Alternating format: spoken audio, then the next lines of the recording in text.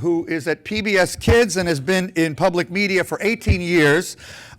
She's all about innovative strategies for new kinds of educational experiences for kids on different media platforms. She's going to talk for a couple minutes. I'm going to come up and just facilitate a few Q&As after that. So, Sarah. Hi. Good morning. I am so excited to be following that. That was amazing. So I am with PBS Kids, and I had to explain it to a few people yesterday, so I put it in here. We are the U.S. public broadcaster, and we receive 15% of our funding from the federal government. The rest of it comes from grants, from corporate sponsorships, from viewers like you, thank you, and we really are a nonprofit media organization. What I focus on specifically is development of digital tools for kids from the ages of 2 to 8. So really right at the beginning of their media experiences. And the things that I work on are games, streaming video, and R&D on new platforms. So looking at AR and what can voice speakers do with kids? How can we find educational ways to explore technology for young children? And we reach about 12 million kids a month with these things. So all of that kind of sets the stage for the fact that I have lived for 20 years in this space creating media content for kids. And it's just been in the last probably 5 years that I will be at a tech conference or out in Silicon Valley meeting with some of our tech partners, some of the folks who distribute our content, and I'll be deep in conversation with someone about a PBS Kids app, and then they will pull me aside and say, just so you know, I don't let my kids use screens. It's exactly what Doug was just talking about. There is this big movement in Silicon Valley for people who are in the tech industry every day, not letting their kids do anything with screens. And I get it because this is a big topic right now. This is in the media all the time. What are screens doing to our kids? Is it making them antisocial? Are they addicted? What's happening? And I think this is a really dangerous way to focus on this debate, the whole idea of screen time. And so I want us to reframe it and push back on it a bit. I personally think it's dangerous for people in Silicon Valley to be completely banning their kids from screens. And I'll get into that in a minute. But really, what we need to be thinking about is the fact that the screen itself is just a tool. It's an empty vessel. What's freaking us out is the content on the screens. So it's not about turning it on or turning it off. It's about thinking about what's actually happening in it. And yesterday there was a lot of conversation about what's driving the bottom line in Silicon Valley right now. And it really is centered around specific metrics. The metrics that everybody watches to see whether or not you're successful when you're making an app is how much time is being spent with this. Because the more time, and how many repeat visitors. So the more time you're spending with it, that means the more ads you can serve. That means the more potential for in-app purchases. That means the more data collected. Those same success metrics, the things that make something really successful, are trickling down into the kids' tech space. So kids' technology also is being rewarded if it keeps kids on it longer and if it keeps kids coming back. It's being designed using persuasive design so that kids will keep scrolling and keep wanting to spend time. This is what is making us crazy. It's the way that the content is being created for kids. So we need to rethink this. We need to really focus on what's happening on these screens. How can it actually be a positive? Because I sit in a space at a nonprofit where we are not having to watch all of the revenue. I sit in a space where we're trying to think about what is it about these technologies that can be educational, that can be pro-social, that can really open up new ideas for kids.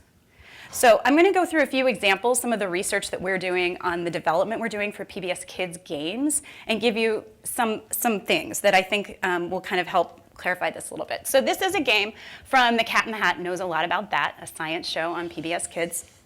And in this game, you're building a marvelous marble coaster. You're trying to build a big Rube Goldberg machine where you are letting a marble go through ramps and go on springs and through levers and pulleys to try to make it go faster. And this is an open-ended game. It lets kids play with it, and it's built on a physics engine so that when the marble rolls, it's going as fast as it should to get down that ramp to jump to a certain space. The reason why this is exciting is that it's letting kids play with real-world concepts in a computer space. Most kids don't have all these things in their garage. They cannot go build a Rube Goldberg machine with these kinds of things. So we're letting them tinker with it here in hopes that at some point when they see real springs, they get to play with it and they have an idea of what it might do. This one, PBS Kids for Parents Play and Learn Science, is a game designed for kids and parents to play together.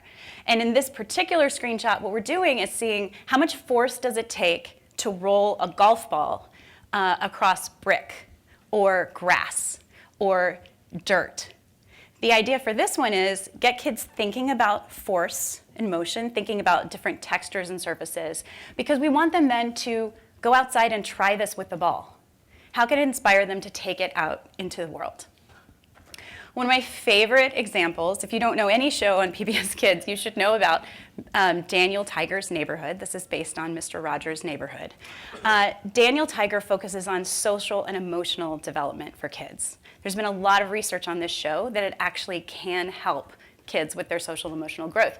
And this game was built on an app so that you had access to a camera, which means for kids, you can begin to think about what you look like. So for this particular game, we're trying to get preschoolers to recognize emotions. And it's asking kids to take pictures of surprise, smile, sad, and frustrated. These are from my own camera roll. When my son was 3 years old, I was trying to put the baby down for a nap, and I said, here, play with this new app. And when I looked at it a week later, I discovered these pictures in the camera roll. The thing that's amazing about this, though, is that these pictures then get placed in the game. And what I've been hearing from teachers, preschool teachers, is that for kids in their classes who have trouble reading social cues, something about having their own photos in the game is really helping. It's helping them understand what these emotions look like. And then finally, this is from our newest show, Let's Go Luna, which is focused on world cultures. And you are cooking, because this is a great entry point for kids to understand about different parts of the world. And in this case, you have some ingredients that are familiar to kids: chocolate, chicken, onions, and you're making mole chicken. And what we're hearing when we do play testing with kids is they actually say, I should try this. This looks really good. So that's exactly what we want to happen. We want them to think about, okay, how can I explore this in the real world? So technology actually has this ability. The affordances of the technology have this ability to get kids up and moving, to get kids to think about what someone else is feeling, to get kids to think about what they're feeling, to get kids to have a conversation with a parent or go outside and explore. But we're not necessarily designing content that way for kids, because right now there's not a good revenue model for that kind of technology development. If you're interested in more of this research, I mean, there have been studies published about some of these games. Feel free to email me. All of the research is public, and Routledge just published a book called Getting Ready to Learn, which focuses on some of the PBS Kids media experiments over the years and some of the research on them. So I said that I think screen time bans are the wrong way to go. And the first is content, because we're not paying attention to the right thing. We need to be thinking about how to make the content better for kids. The second is that we need to teach kids to use technology. And if we're completely banning it from their lives, they aren't learning how to use it in healthy and productive ways. This is where parents play a really big role, where parents and teachers do. And it's critical that parents think about the role that they're playing in their kids' tech. I get a lot of complaints from parents about how the biggest battles in their house are really when they're trying to take the screens away from their kids or telling them to turn it off. And what I try to remind people is that it's also really, really hard to get your kid out of a bouncy house when they're at a preschool birthday party. If you left the ice cream out on the counter, your kid is probably going to eat 5 bowls of it. Kids are really terrible at self-regulation. This is not something that they're naturally wired to do. It's something they have to learn. Now, of course, they're struggling with turning off the screens because most of the content that's there is being designed by algorithm to make them stay longer and longer. So self-regulation is incredibly hard in this space. But it means that parents need to play an active role in how kids are engaging with the screens. When parents are really busy and just need a few quiet moments and hand an iPad to a kid, that's going to make it incredibly hard for the kid to turn off the iPad because it just came to them surprised. They can play whatever they want. What we talk about is talking to parents about how you plan out the week. Like if you're doing your meal planning for the week or you're thinking about, okay, on Tuesday we've got soccer practice, who's going to pick up whom, then also think about what are the times this week when I most need some quiet time, me as a parent, and what are the times of the week when it's going to make the most sense for my kids to have some screens, and then actually schedule it in. And then think about what you want your kid to watch. What's the universe of choices you're giving them? Is it a choice of a few PBS Kids apps or some of the really great stuff that Toca Boca's doing? That makes a lot more sense than just handing it to them and letting them explore whatever they want. You give them a little universe of choice, you let them decide, and then you also kind of help them understand what the limits are going to be. And it's still going to be hard to turn it off, but they're going to begin to learn that there's a time you have to turn it off. So Henry Jenkins has said this, and I think it's just really helpful for us to remember that without mentorship, we can't expect children to develop the appropriate ethical norms to cope with complex and diverse social environments online. So we need to help them. So this is super aspirational. What if we took digital play into the real world? You played with that ramp and pulley game, and then you actually made some ramps and played with them. We're doing some experiments with member stations throughout the country right now where we're trying to do this, where we're going in and talking about how do you use media in your household and how can you lead that into other educational experiences. Now, I know most parents, myself included, would look at this and say, that's impossible. My kids are going to use screens while I'm making dinner, and then we don't have time to get out cups and ramps to do all of this. But what we're learning in the workshops as we're working with parents is that they do feel like this is something they could do maybe once a month, that they could carve out some time, playtime that starts digitally and moves to physical play. And another thing that's much easier that has incredible power is just talking to kids about what they're watching. There was a study that Texas Tech University did about Daniel Tiger's Neighborhood. And kids that watched the show were proven over time to develop deeper empathy. They measured this somehow. And then they had kids who talked to parents about different situations, also developed empathy.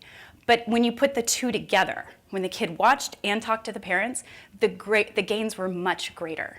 So this is kind of the most powerful thing a parent can do, is always talk to their kid about what they watched or what they played.